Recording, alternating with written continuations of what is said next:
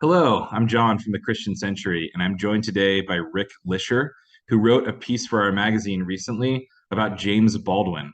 We are going to chat about that article, about Baldwin, and about the book that the article was taken from. But first, Rick, why don't you tell us a little bit about yourself? Thank you, John.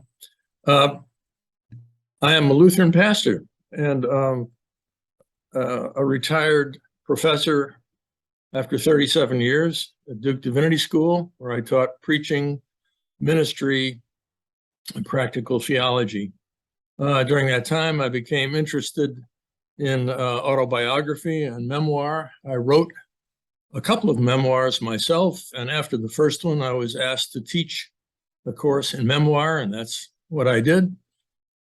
And this has been a project in long development. It grew out of a grant, and I have worked on it over the period of COVID. And I tell people this was my COVID book when I couldn't go out and have coffee and do anything but go upstairs to my study and write, which I did. So that's why I'm here, and happy to be with you today. Yeah, I'm happy you're here too. So this COVID book is actually the source of our article in our magazine called Baldwin the Exorcist, talking about the prophetic writings of James Baldwin. The book that it's from, it's called Our Hearts Are Restless, and it's actually a book about the art of spiritual memoir. Could you tell us a little bit more about the book as a whole and how this piece about James Baldwin fits into this project? Yes. The book as a whole is a much larger study. In fact, Baldwin is one of 20 authors that I deal with, beginning with Augustine and really ending with Baldwin and Richard Rodriguez, and covering many other types of Christian autobiographies. What I discovered in doing this book was that there isn't just one plot to Christian autobiography. Most people think it's a conversion story and really nothing else. But I have one section in the book called Search and Surrender, which deals with Augustine and Thomas Merton. But there are sections that deal with visions, such as Emily Dickinson's vision and Julian of Norwich's vision. I talk about struggle and battles that are going on in the hearts of Christians. I talk about pilgrimages and so forth. So Baldwin fits into this, into a final section of the book, which I call nomadic faith. And a nomad in faith is a person who has drunk deeply in one place and benefited from it and then moves on. And yet he is not simply discarding what he has received, but he is informed by it, in Baldwin's case, by his Christian conversion and his background as a boy preacher in Harlem for the rest of his life. And he talks about that a lot. He says, every goodbye, he says, ain't gone. That is, in an address that he gives to the World Council of Churches, he says, I carry the church within my breast everywhere I go. So I think, and I taught Baldwin for many years in a course on, it's called The Life of Faith at Duke. Baldwin is a wonderful example of nomadic faith. And I include Baldwin not simply because he was once a Pentecostally converted Christian, but because he carried that fire and that vision, especially the vision of Jesus, in everything he did. He wrote a beautiful letter called Letter to the Born Again, in which he affirms we are all sons of God, and we are all equal before God because we all stand equal under the cross of Jesus Christ. So he preached at the National Cathedral and so forth. He is not your standard Christian memoirist or spiritual memoirist, but I call him an exorcist in the book. because as you know, The Exorcist provided a valuable service to the church at one time, namely to cast out demons. And everything about Baldwin is an exorcism. And everything he writes comes from this intersection of religion and race, psychology, politics, and sex, so that he is exercising himself and his past. He's exercising the church from its history of racism. And because he was so talented and so marvelous a writer, he had a national stage and therefore was exercising the country as a whole. So there's no doubt in my mind that a chapter on James Baldwin belongs in a book on Christian memoir. Yeah. Well, you have convinced me as well. And I'm wondering if you could tell us a little, just offer us a little maybe personal reflection. Has James Baldwin influenced your own thinking, faith, writing? How have you engaged with Baldwin's work? He is an influence on so many levels. It's hard to determine them all because he is by far the most complex figure I wrote about in this book. And I wrote about some marvelous people: C.S. Lewis, Julian of Norwich, Dorothy Day, Thomas Merton, all the rest. And they all have their complications, believe me. But Baldwin's are magnified by his incredible literary ability. He is by far the most brilliant writer that I deal with. And I deal with some brilliant writers. Thomas Merton is a marvelous author.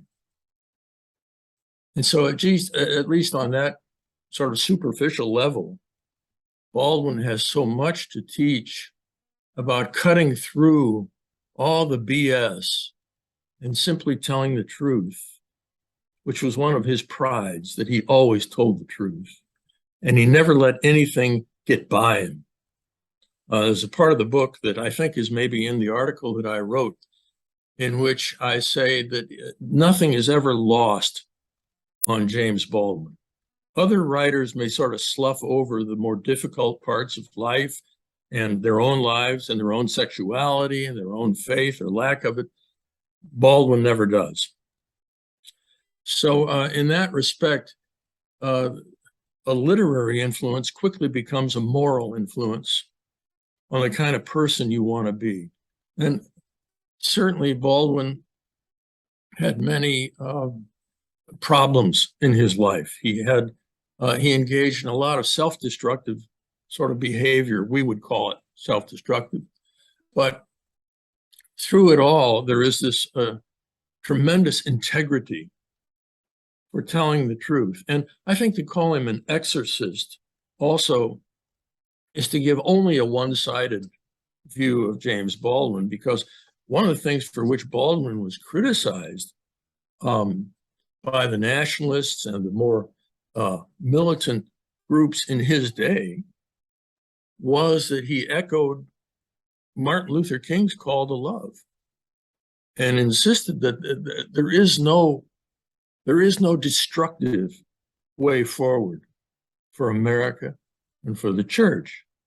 And so he talks about love a lot, and sometimes he sounds a lot like Martin Luther King, saying things like, I want my people to win in this struggle. I want them to emerge not only, socially or economically, but from the point of view of their own selfhood, of who they are and the self-respect that they have, so that in this battle they do not lose their souls. And that's a very king-like discussion. Now, just to follow up on that, when Baldwin talks about the importance of love and the futility of hate, it's something he learned from his boyhood on up in conflict with his father.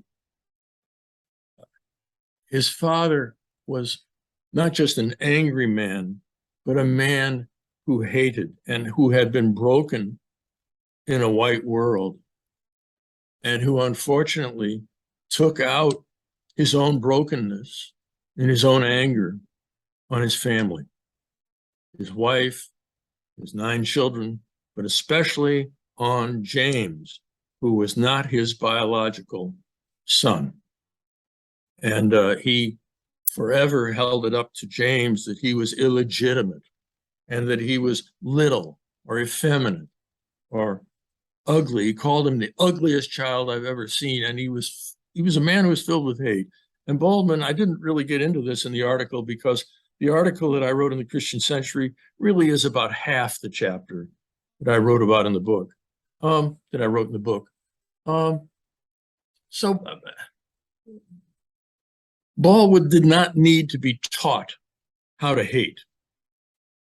He had seen that. And that was really a part of the basis for his final moving away from the Black Muslim movement. He felt, oh, this is sort of a reflection of white supremacy, race hate. And he said there must be a better way. And as you know, he did find a better way. Yeah, in the article, you seem to really point to the influence of Martin Luther King Jr. In terms of that turning point in Baldwin's journey, almost as a refutation of the influence of hate that his stepfather had put into his life. I'm curious if there's just anything more to share about King and Baldwin and maybe the influence they might have had on each other or the encounter that they had with each other. Baldwin's meeting with King was a part of his larger journey to the South. I think a lot of people tend to associate Baldwin as if he were a Southern Black man. You know, of course, he was not. He was a New Yorker, a Harlem native, and he never really went South until later in his life, in his maturity, that is, when he was probably in his early 30s. And going to the South, and I write about this fairly extensively in Baldwin, going to the South was like going to another country. And meeting Martin Luther King and listening to him preach, worshiping at Dexter Avenue, for Baldwin, it was like going into another Christianity and hearing another kind of sermon and from another kind of man who was filled with integrity and who preached the gospel of love and who was willing to suffer for it and seemed to really understand the depth of the suffering of his own people and was able to communicate on that level, to give it back to them in a way that still was suffused with hope. So, and I mentioned, I'm not sure it's in the article, that young Martin Luther King also wrote an autobiography. It was a class assignment at seminary, so it was not some published work of art. And it shows a great deal of immaturity because he was a very young seminarian when he wrote it. And you could say that formally or structurally, that the kind of autobiographical writing that Baldwin does really mirrors, and vice versa, what King wrote. They both grew up in church. Baldwin, King says, I can't remember a Sunday when I wasn't in church. And Baldwin could have said the same thing. And they both looked up to a father who was this God figure in the pulpit. And the difference there is where we see the difference, and that is that for King, in his little autobiography of religious development, it's called, he says, my father was a real father. He says that several times, a real father. What's a real father? Well, we know that his father was a strict disciplinarian, very strict. But King was convinced, rightly, that this strictness and this discipline came from a heart of love. And when Baldwin thought about his father, he thought that this man in the pulpit was speaking from a heart of hate. And therefore, he was injured by it, whereas King was sustained by the message. He was injured by it. Now, eventually, James Baldwin, or as he was known, Jimmy Baldwin, went through a shattering conversion experience, which he writes about in his great novel. And I think it's one of the greatest American novels, Go Tell It on the Mountain. All his works, by the way, are included in the Library of America. So you don't have to buy one after another of his many books. He wrote probably 5 memoirs at least, and numerous plays, novels, and so forth. They're all in this one great volume, Library of America, James Baldwin. So he, I've lost my train of thought. For our viewers, I'll tell you, I've lost my train of thought.